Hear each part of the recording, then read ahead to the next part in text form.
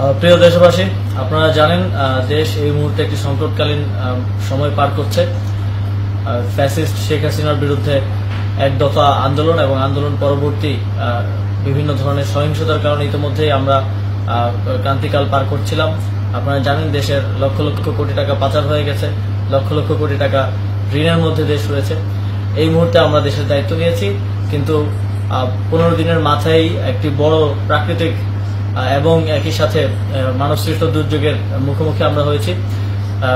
প্রবল বৃষ্টিপাত এবং ভারতের অববাহিকায় ডম্বুর গেট খুলে দেওয়ার ফলে বাংলাদেশে হঠাৎ ফ্ল্যাশ ফ্লাডের আকারে সেটি ফেনী, কুমিল্লা, নোয়াখালী সহ দেশের প্রায় 10টিরও উপরে জেলায় আঘাত হানে।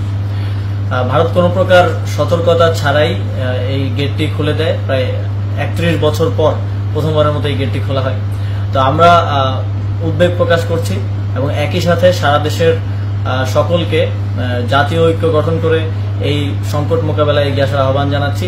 ঠিক যেভাবে ফ্যাসিস্ট সরকারের বিরুদ্ধে আমরা জাতীয়ভাবে সবাই ঐক্যবদ্ধ হয়ে লড়াই করেছিলাম, ঠিক একইভাবে দেশের জনগণকে যার যার জায়গা থেকে লজিস্টিক সাপোর্ট দিয়ে এই বন্যার্তদের পাশে দাঁড়ানোর আহ্বান জানাচ্ছি।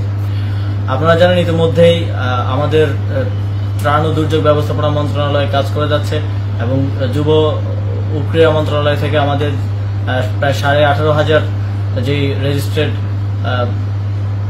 যুব সংগঠন আছে তাদেরকে আমরা নির্দেশনা দিয়েছি তারা যেন বন্যার্তদের পাশে দাঁড়ায়।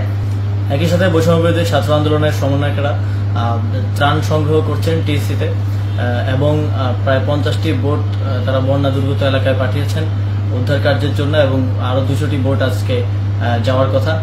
তো সার্বিকভাবে সারা দেশের জনগণকে আবার আহ্বান জানাই, যারা ব্যবসায়ী আছেন আপনাদেরকেও আহ্বান জানাই, দেশের এই সংকটকালে আপনারা এগিয়ে আসুন এবং এই পরিস্থিতি মোকাবেলায় সকলে ঐক্যবদ্ধ হয়ে সহযোগিতা করুন।